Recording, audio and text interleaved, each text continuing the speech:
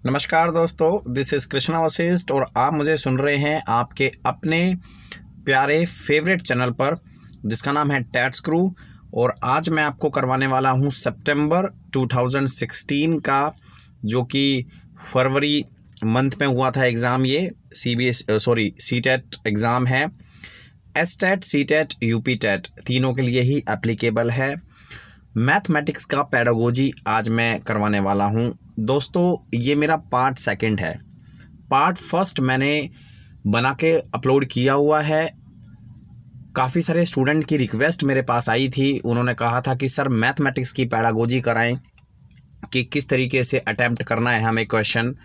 मैंने आपको पहले भी बताया था वीडियो, चाहे आप मैं सीटेट को लेके बना रहा हूँ, लेकिन जो कॉन्सेप्ट है वो एचटेट का या फिर यूपी टेट का या किसी भी स्टेट के टेट का एक ही होता है। ठीक है, कोशिश करूँगा स्पेशल एचटेट की मैथमेटिक्स की पेडागोजी भी डालूँ और साथ में जो एचटेट के जो डिफरेंट सेक्शन होते हैं सब्जेक्ट वाइज, जैसे कि हिंदी की पेडागोजी या फिर आप कह लें इंग्लिश की पेडागोजी, जो कॉमन होती हैं सभी एग्ज़ाम के लिए, तो वो मैं बना के डालूँ। लेकिन अभी जो है सितंबर 2016, यानी कि इससे पहले जो मैंने वीडियो बनाया था वो भी सितंबर 2016 सीटेट एग्ज़ाम का ही था। टीजीटी लेवल है, लेकिन वो मेरे को पता नहीं कौन से मंथ का है, शायद वो दिसंबर मंथ का होगा। लेकिन ये जो क्वेश्चन पेपर है ये फेब मंथ का है, ये श्योर है।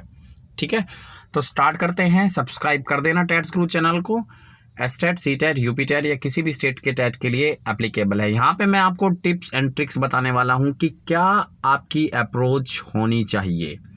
अगर आप सीटेट एग्ज़ाम देते हैं, एसटेट एग्ज़ाम देते हैं, तो क्या अप्रोच लेके आप एग्ज़ाम के अंदर जाएंगे जिससे कि आपका टीजीटी वाला या पीजीटी वाला या फिर जो प्राइमरी लेवल का होता है वो क्वेश्चन पेपर आपका निकल जाए। ठीक है, तो स्टार्ट करते हैं दोस्तों, बिना टाइम वेस्ट किए। अच्छे से समझेंगे, ध्यान से समझेंगे। ठीक है, जैसे कि मैंने आपको बताया मैथमेटिक्स पेडागोजी स्पेशल है ये। साथ में अगर आप सीडीपी करना चाहते हैं, जो कि मैंने एसटेट की और सीटेट की दोनों की ही कवर की हुई है अपने चैनल पर, तो वहाँ से आप जाके कर सकते हैं। टैट्स ग्रुप के होम पेज पे चले जाएं और वहाँ से वीडियोस को निकाल के वॉच करें। सबसे पहला क्वेश्चन मैं लूँगा। सब देखो, क्वेश्चन आपको सबसे पहले समझना है, क्योंकि आधे से ज़्यादा टाइम आपको क्वेश्चन समझने में लगाना है। अगर क्वेश्चन समझ में आ जाता है तो 99% चांसेस ये होते हैं कि आप ऑप्शन करेक्ट चूज कर पाएंगे। Anisha and Amit study in class 7th. Anisha told Amit that if the marks in mathematics of each student in the class are increased by 5, the average would go up by 5. अगर हम सभी बच्चों के जो marks हैं वो 5 से बढ़ा दें तो जो एवरेज आता है सभी बच्चों का मिला के मार्क्स का, वो भी 5 से इंक्रीज हो जाएगा। ठीक है, अनीशा कह रही है अमित से। She further says that it is true for all numbers. ये सभी के लिए ट्रू है। Amit does not agree. Amit जो है वो सहमत नहीं होता। Anisha proves it by taking the case n. यहाँ पे ये बहुत इंपॉर्टेंट है दोस्तों, case n instead of 5 Anisha is using। Question समझ में आ गया आपको? अनीशा अमित से ये कह रही है कि अगर हम हर बच्चे के जो मार्क्स हैं वो 5 से बढ़ा दें, जैसे मान लो किसी के 5 आ रहे हैं तो 10 कर दें, ठीक है, इस तरीके से बढ़ा दें, तो जो एवरेज है वो भी 5 से इंक्रीज हो जाएगा। लेकिन जो अमित है ही डज नॉट एग्री। तो अनीशा ने जो जर्नलाइजेशन कर दिया, मतलब एन को लेके उसको समझाया, अमित को समझाया। उसने कोई स्पेसिफिक नंबर नहीं लिया, उसने एन लेके समझाया।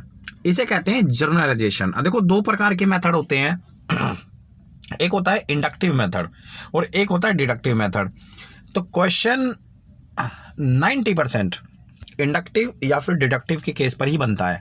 अगर आपने बहुत पहले से ही प्रिपरेशन कर रखी है, आपको मालूम होगा एस्टिमेशन कुछ नहीं होता, कॉमन सेंस कुछ नहीं होती। ठीक है, ये तो हवा में सोचने वाली बात है।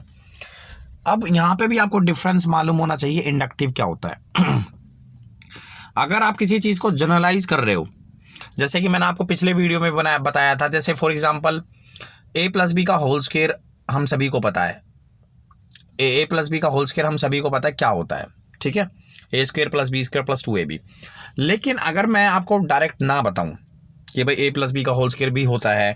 मैं आपको सीधा ऐसे करके बताऊँ 1+2 का होल स्क्वायर, और इसको जो है तरीके से जैसे मल्टीप्लाई करते हैं 1+2 इंटू 1+2 और वैसे बताऊँ, और एंड में सभी के लिए ट्रू है तो मैं बोल देता हूँ a+b का होल स्क्वायर है भाई। a की वैल्यू 1 है, b की वैल्यू 2 है, इस तरीके से। तो ये मैंने एंड में जनरलाइज कर दिया उस चीज़ को, ठीक है। एक स्पेसिफिक एग्जांपल लेता गया एंड में आई डिड जनरलाइजेशन। तो याद रखना बच्चों, इंडक्टिव मेथड में हमेशा जनरलाइज होती है चीज़ें, ठीक है। तो यहाँ पे जो अनीशा है उसने जनरलाइज किया है, यहाँ पे स्पेशली बोला गया है कि उसने प्रूव की है ये चीज़ by taking the case N, not for specific number. अगर स्पेसिफिक नंबर के लिए करती तो डिडक्टिव मेथड हो जाता, लेकिन उसने एन के लिए किया है तो सभी के लिए ट्रू होगा। तो इसका जो आंसर है वो ए है। इस तरीके से मैंने आपको एक्सप्लेन किया है और मैं उम्मीद करता हूँ कि आपको अच्छे से समझ में आ गया होगा। अगर ऐसा कोई क्वेश्चन आता है इंडक्टिव या डिडक्टिव तो आप उसको अच्छे से कर सकते हैं, चाहे वो एस्टेट हो चाहे सीटेट हो, ठीक है। आप हमेशा कॉन्फिडेंस फील करें, ठीक है। ये चीज़ बड़ी इंपॉर्टेंट है कि आपके पास ऑप्शन है, आप उसको एक्सक्लूड करें। 4 में से पहले 2 बनाने की कोशिश करें, 2 में से फिर जब आप ऑप्शन लगाने की कोशिश करेंगे तो 99.9% हो सकता है कि आपका क्लियर हो जाए वो ऑप्शन, ठीक है। अच्छा, उसके बाद next question, using technology based games. जो टेक्नोलॉजी बेस्ड गेम, क्योंकि आपको पता है कि टेक्नोलॉजी का ज़माना है, आजकल हमारी पढ़ाई में टेक्नोलॉजी इन्वॉल्व हो रही है। तो मैथमेटिक्स के अंदर भी हमने टेक्नोलॉजी या किसी भी सब्जेक्ट के अंदर जो डिफ़िकल्ट सब्जेक्ट है, बच्चों को समझने में प्रॉब्लम करता है, उसके अंदर हमने टेक्नोलॉजी डाली हुई है, ठीक है। क्योंकि डिजिटल क्लासेस वगैरह सब चल चुकी हैं। तो using technology based games involving factorization of the number और formation of new shape by joining 2D shape, मतलब formation of new shape by joining 2D shape, ठीक है। क्वेश्चन समझ में आ रहा है। अब ये जो टेक्नोलॉजी हमने इन्वॉल्व की है स्टडी में, क्या इसके पीछे मोटिव क्या है? ये बच्चों की कैपेबिलिटी को, न्यूमेरेसी स्किल को या फिर कंप्यूटेशनल स्किल को एनहेंस करता है, इंक्रीज करता है, एडवांस लेवल पे लेके जाता है न्यूमेरेसी स्किल, ठीक है, न्यूमेरेसी स्किल। अच्छा जी, इसके बाकी के 3 ऑप्शन नेक्स्ट पेज पर हैं। Helps teacher to manage student in mathematics laboratory. देखो, टेक्नोलॉजी किसके लिए है? बच्चों के लिए है। यहाँ पे टीचर की बात हो रही है तो इस ऑप्शन को तो हटा दो आप यहाँ से। हमेशा याद रखना, मैंने आपको पहले भी सिखाया है कि आपके पास ऑप्शन है, अगर टीचर की बात हो रही है तो हटा दो उसे, क्योंकि एजुकेशन हमारी चाइल्ड सेंटर्ड है, टीचर का कुछ काम नहीं है वहाँ पे। Enhances student ability to understand the concept better as they are able to explore, observe and infer at their own pace. Sorry, C option यहाँ पे अभी तक अप्रोप्रिएट लग रहा है कि बच्चे एक्सप्लोर करेंगे, ऑब्जर्व करेंगे और इन्फर मतलब निष्कर्ष निकालेंगे, अपने तरीके से निकालेंगे, ठीक है। सी ऑप्शन यहाँ पे अभी तक अप्रोप्रिएट लग रहा है। Let's have a look on D. Helps teacher to assess student performance in mathematics, ठीक है। देखो, टेक्नोलॉजी है तो बच्चों को करवाई जा रही है, वहाँ पे असेसमेंट का तो कोई प्रॉब्लम वो ही नहीं है। असेसमेंट तो हम अलग तरीके से भी ले सकते हैं, बच्चों की पेपर पेंसिल टेस्ट जो होता है। तो अगर मैं इसमें ऑप्शन निकालने की कोशिश करूँ तो सी जो है राइट आंसर है, क्योंकि बच्चों की ये ऑप्शन मेरे को ज़्यादा अप्रोप्रिएट इसलिए लग रहा है क्योंकि यहाँ पे ज़्यादा क्वालिटी उन्होंने इंक्लूड कर दी। बच्चे एक्सप्लोर कर रहे हैं, बच्चे क्रिएटिव बनते हैं, एक शेप 2 शेप से तीसरी शेप बना रहे हैं तो क्रिएटिविटी ऑब्वियसली आएगी। ऑब्जर्वेशन बच्चों की ज़्यादा हो रही है और बच्चे जो है निष्कर्ष निकाल रहे हैं। निष्कर्ष इन्फर मतलब कंक्लूजन फाइंड आउट करने की कोशिश कर रहे हैं, तो बच्चे कंक्लूजन पे भी जा रहे हैं। वो भी एक एबिलिटी बच्चों की धीरे धीरे डेवलप हो रही है, ठीक है। Option C is the right answer. Now let's catch another question. Writing proofs in geometry implies, मतलब हम ज्योमेट्री के अंदर प्रूफ राइट करते हैं तो बेसिकली ये किसको रिप्रेजेंट करता है, ठीक है, ये किसको इम्प्लाई करता है। 2 column table of axioms and deductions, steps of drawing a figure, argument and justification of statements, description of a geometrical problems, ठीक है। हम ज्योमेट्री में थ्योरम्स हैं, हमारे पास एक्सियोम्स हैं, डेफिनेशन है, स्टेटमेंट हैं, तो उनको जो है हम जस्टिफाई करने की कोशिश करते हैं। ठीक है, हम आर्ग्यूमेंट सेट करते हैं, क्योंकि आपको पता है कि ज्योमेट्री में कोई भी चीज़ हम डायरेक्टली नहीं ले सकते। सबसे पहले हमें उसके लिए जस्टिफिकेशन देनी पड़ती है, या फिर आप कह लें आर्ग्यूमेंट देनी पड़ती है, तब वो जाके चीज़ हम प्रूव करते हैं। जैसे उदाहरण के तौर पे अगर मैं आपसे कहूँ कि एक लाइन है ए बी और एक दूसरी लाइन है सी डी। अब जो ये सी डी है ये परपेंडिकुलर है ए बी के, तो परपेंडिकुलर अब ऐसे थोड़ी ना बोल देंगे कि ये जो एंगल बन रहा है ये 90 डिग्री बन रहा है, डायरेक्टली ऐसे नहीं बोल पाएंगे हम। सबसे पहले तो हमें प्रूव करना पड़ेगा कि भाई वो परपेंडिकुलर बन रहा है, कैसे भी करके हम इसे प्रूव करेंगे। ठीक है, तो वी कैन नॉट से डायरेक्टली कि भाई हाँ ये 90 डिग्री बन रहा है, वी हैव टू प्रूव, हमें प्रूव करना पड़ेगा, तो जस्टिफिकेशन हमें देनी पड़ेगी। तो बेसिकली वही चीज़ है बस ये। तो इसका जो राइट आंसर है वो है सी इज़ द राइट आंसर। ठीक है, आर्ग्यूमेंट और जस्टिफिकेशन ऑफ स्टेटमेंट्स, कहने का मतलब ये है कि writing proofs in geometry implies करता है आर्ग्यूमेंट को, जस्टिफिकेशन को स्टेटमेंट्स। ठीक है, जस्टिफिकेशन ऑफ स्टेटमेंट्स। बाकी description, 2 column, step of drawing a figure ये नहीं है। Next question, 2 complementary angles are in the ratio 2:3, find these angles. देखो एक क्वेश्चन है, एक स्टेटमेंट दी हुई है क्वेश्चन के अंदर कि 2 कॉम्प्लीमेंट्री एंगल्स जो हैं वो रेशियो में बटे हुए हैं, 2:3 के रेशियो में बटे हुए हैं, आपको एंगल्स फाइंड आउट करने हैं। तो सबसे पहले आपको कॉम्प्लीमेंट्री एंगल्स मालूम होना चाहिए। ठीक है, कॉम्प्लीमेंट्री एंगल अगर आपको नहीं पता है तो यू कैन नॉट सोल्व, आप सोल्व नहीं कर सकते हो। ठीक है, फिर रेशियोज़ की जानकारी आपको होनी चाहिए। ठीक है, कॉम्प्लीमेंट्री एंगल का सम किस डिग्री एंगल के बराबर होता है ये भी आपको मालूम होना चाहिए।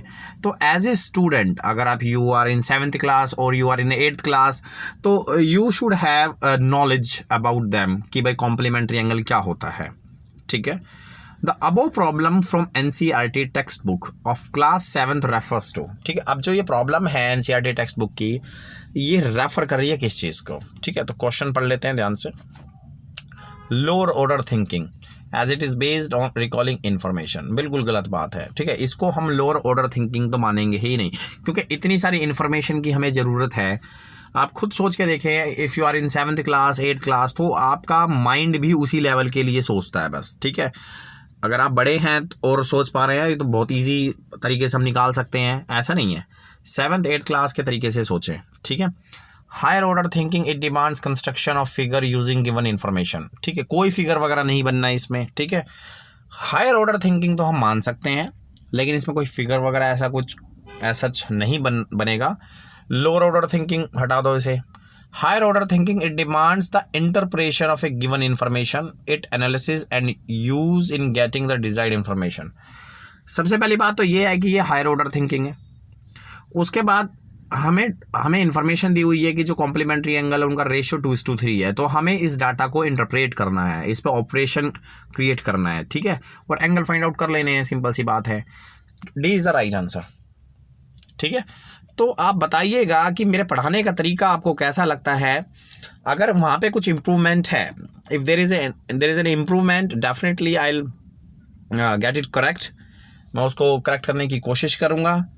और आप बताइएगा कि आपको कहाँ पे कन्फ्यूज़न है, डेफिनेटली मैं आपको गाइड कर सकता हूँ, क्योंकि मेरा STAT भी क्लियर है और मेरा CTET भी क्लियर है। उसके बाद बात करते हैं इन NCERT exemplar book of class 8th at the end of unit 5। ठीक है, जो NCERT एग्जाम्पलर बुक है वहाँ पे एक्सरसाइज के एंड में कुछ क्वेश्चंस दिए हुए हैं, स्पेशल क्वेश्चंस दिए हुए हैं प्रैक्टिस के लिए। ठीक है, जहाँ पे बच्चों की एफिशिएंसी काफ़ी ज़्यादा लगती है। तो बेसिकली ऐसी एक्सरसाइज देने के पीछे मोटिव क्या होता है, तो ऑप्शन है आपके पास visual learner only to improve their analytical skill. यहाँ पे विजुअल लर्नर की कोई बात ही नहीं हो रही है। ठीक, all learners with different learning styles and to enhance spatial orientation.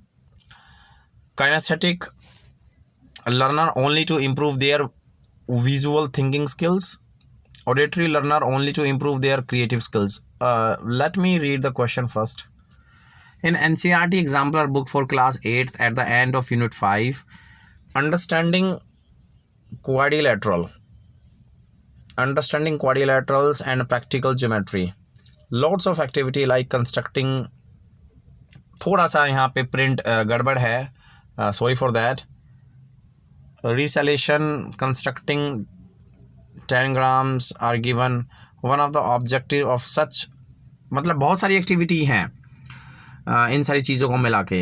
तो देखो ये एक्चुअली में किसी भी बच्चे की स्पाशियल ओरिएंटेशन को इम्प्रूव करेगा, ठीक है। फिगर बनाना, टेनग्राम्स, ठीक है, जो कागज़ पे फिगर बनते हैं उनकी कटिंग करना, कंस्ट्रक्शन करना, ठीक है। तो क्योंकि कोई भी जब हम कोई भी एंगल बनाते हैं ज्योमेट्री में, तो ऐसे नहीं कि भाई 90 डिग्री का एंगल है तो बना दिया, हर एंगल बनाने का एक प्रोसेस है।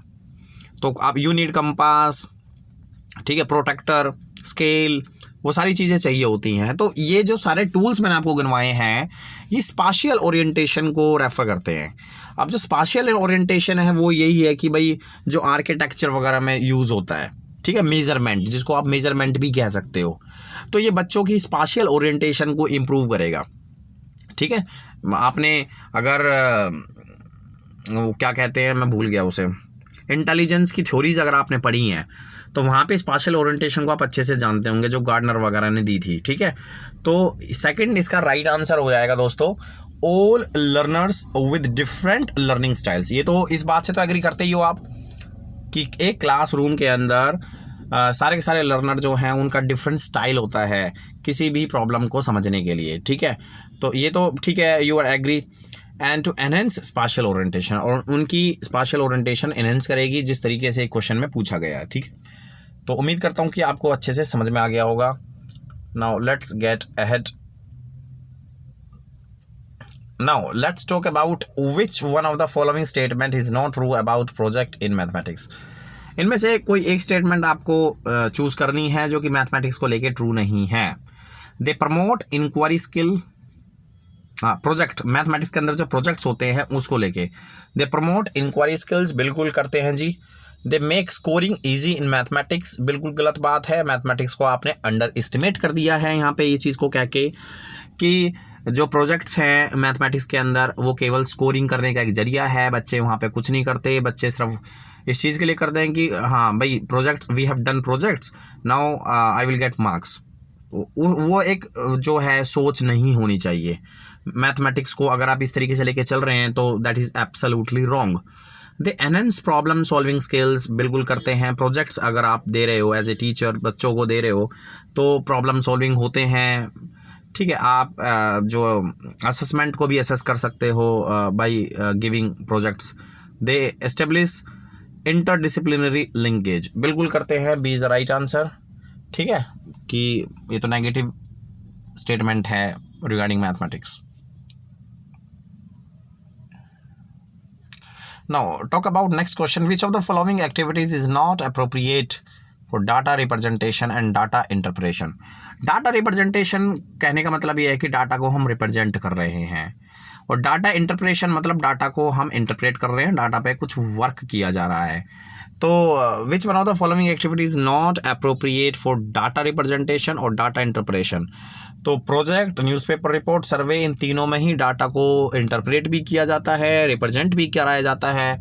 लेकिन डिबेट जो है वहाँ पे डाटा रिप्रेजेंटेशन, डाटा इंटरप्रेशन का दूर दूर तक कोई लेना देना नहीं है। देखो प्रोजेक्ट्स अगर आपने करे हैं या न्यूज़पेपर रिपोर्टिंग आपने करी है, सर्वे आपने किया, तो वहाँ पे डाटा कलेक्शन होता है, रो डाटा होता है, उन डाटा को इकट्ठा करना होता है और डाटा को इकट्ठा करने के बाद वेरियस टूल्स के हिसाब से डाटा को प्रोसेस किया जाता है, ठीक है। लेकिन डिबेट में ऐसा कुछ लेना देना नहीं होता। तो इसका जो राइट आंसर है दोस्तों हो जाएगा डिबेट। मुझे ऐसा लग रहा है कि मैंने एक क्वेश्चन छोड़ दिया है पीछे।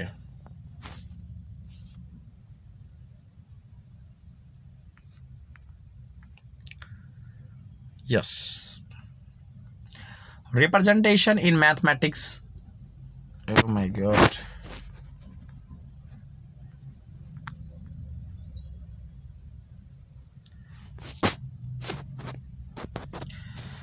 yeah, I have left those questions. Prove that there is no rational number whose square is 2. This type of proof is, मतलब आप ये एक स्टेटमेंट क्वेश्चन में प्रोवाइड कर दी है कि प्रूव करो कि ऐसा कोई रेशनल नंबर नहीं होता जिसका परफेक्ट स्क्वायर 2 है। तो इसको हम किस तरीके से प्रूव कर सकते हैं, वो मेथड का नाम क्या है? देखो सिंपल सी बात है, 10th क्लास में अगर आपने मैथमेटिक्स पढ़ाया है बच्चों को तो वहाँ पे बहुत सारे क्वेश्चन ऐसे होते हैं √2, √3 प्रूव करो कि ये इरेशनल है। तो इन सभी मेथड को इन सभी नंबरों को हम प्रूव कर सकते हैं by the method of contradiction. जैसे हमें पता है कि √2 इज इरेशनल, तो हम क्या करते हैं, हम इस स्टेटमेंट का उल्टा कंसीडर करते हैं पहले, कि हमने मान लिया कि √2 जो है वो रेशनल है। हालांकि हमें पता है √2 इरेशनल है और हमें प्रूव भी यही करना है, √2 इरेशनल है, लेकिन हम कॉन्ट्रडिक्शन मेथड में ये मानते हैं कि √2 इज रेशनल, और एंड में ये स्टेटमेंट लेके आते हैं कि √2 इज नॉट रेशनल। इनफैक्ट अगर रेशनल नहीं होगा तो क्या होगा, इरेशनल ही होगा। तो उसे हम बोलते हैं कॉन्ट्रडिक्शन मेथड। ठीक है, तो इसका जो राइट आंसर है वो सी है। और मैंने आपको बता दिया है कि 10th क्लास के मैथमेटिक्स में ये चीज़ है, तो वहाँ से उस चीज़ को पिक करो। ठीक है, उसके बाद बात करते हैं consider the following statement if the diagonal of a quadrilateral bisect each other. मतलब क्वाड्रिलेटरल के डायगोनल अगर बाइसेक्ट करते हैं, दो पार्ट में इक्वली डिवाइड करते हैं लाइन को, then the quadrilateral is a parallelogram. This statement is an theorem, definition, axiom, proposition. तो ये थ्योरम है। ठीक है, if the diagonal of a quadrilateral bisect each other, अगर किसी भी क्वाड्रिलेटरल के डायगोनल जो है वो बाइसेक्ट कर रहे हैं, दैट इज कॉल्ड थ्योरम। ठीक है, थ्योरम हमने 9th क्लास में काफ़ी की हुई हैं, 9th क्लास के मैथमेटिक्स में। ठीक है, आई होप कि मैं मैथमेटिक्स की पैडागोजी आपको करा रहा हूँ और आपको समझ में आ रही है। You are a mathematics student, तो उस चीज़ को मैंने कंसिडरेशन में लिया हुआ है। Representation in mathematics does not refer to. ठीक है, मैथमेटिक्स के अंदर जो हम रिप्रेजेंट करते हैं वो किस चीज़ को रेफर नहीं करता। Expressing the relation between two variables, जो हम दो वेरिएबल रिप्रेजेंट करते हैं जैसे एक्स और वाई की फॉर्म में करते हैं, तो वो रिप्रेजेंटेशन होता है। ठीक है, हम डाटा को रिप्रेजेंट कर रहे हैं। Expressing the number sequence through geometrical patterns, number sequence, यहाँ पे भी नंबर का ही खेल आ गया। देखो, अलजेब्रा में डाटा को रिप्रेजेंट करना होता है, चाहे वो किस तरीके से, चाहे फ्रैक्शन की फॉर्म में करो, चाहे वेरिएबल की फॉर्म में करो, चाहे कांस्टेंट की फॉर्म में करो, हम डाटा को रिप्रेजेंट कर रहे हैं। चाहे क्वाड्रेटिक इक्वेशन लिख रहे हैं हम, ये सारा अलजेब्रा है। Expressing an important geometrical result as a theorem, सिर्फ ज्योमेट्री के अंदर डाटा को रिप्रेजेंट नहीं करते, क्योंकि ज्योमेट्री के अंदर डाटा होता ही नहीं है, हम रिप्रेजेंट कहाँ से करेंगे। वहाँ तो प्रूफ होता है, जो कि अभी थोड़ी देर पहले मैं डिस्कस कर रहा था। ठीक है, और expressing the given data through graphs, graphs के अंदर भी जैसे पाई चार्ट ग्राफ हम बना देते हैं, बार ग्राफ हम बनाते हैं स्टैटिस्टिक्स में, तो वो वहाँ पे भी हम डाटा को रिप्रेजेंटेशन करते हैं। लेकिन geometrical result, theorem as a theorem, axiom जो हम प्रूव करते हैं, वो केवल ज्योमेट्री के अंदर होता है, वहाँ पे वो डाटा नहीं होता है। ठीक है, आई होप कि आपको चीज़ें समझ में आ रही हैं अच्छे से, और मैं काफ़ी कोशिश कर रहा हूँ कि आपको क्लैरिटी हो पूरे कॉन्सेप्ट की। जितनी ज़्यादा क्लैरिटी होगी उतना ही जल्दी आप एग्ज़ाम निकालोगे, चाहे CTET हो, चाहे STAT हो, चाहे UP TET हो, चाहे किसी भी स्टेट का टेट हो। ठीक है, अगर आपको कोई कन्फ्यूज़न है तो बेहिचक मुझे आप बोल सकते हैं, डेफिनेटली मैं उस टॉपिक पे वीडियो बनाऊंगा। अभी 1-2 वीडियो और आएंगे मैथमेटिक्स की पैडागोजी पे। ठीक है, उसके बाद जो है मैं डिफरेंट सब्जेक्ट्स की पैडागोजी उठाने की कोशिश करूंगा, जो पुराने STAT के क्वेश्चन पेपर है। थैंक यू दोस्तों, लेकिन मैं आपको बार बार ये कहने की कोशिश कर रहा हूँ कि जितना ज़्यादा वीडियो देखोगे डिफरेंट यूट्यूबर्स का, उतना ही ज़्यादा आप कन्फ्यूज़ होते चले जाओगे। ठीक है, तो किसी एक टीचर को अच्छे से पकड़ो और आपके सामने जो चीज़ चल रही है उसका कॉन्सेप्ट को अच्छे से गेन करने की कोशिश करो। जितनी ज़्यादा क्लैरिटी होगी उतना ही ज़्यादा आपका फ़ायदा होगा। थैंक यू वेरी मच दोस्तों, इस वीडियो को देखने के लिए धन्यवाद। आपका दिन शुभ रहे।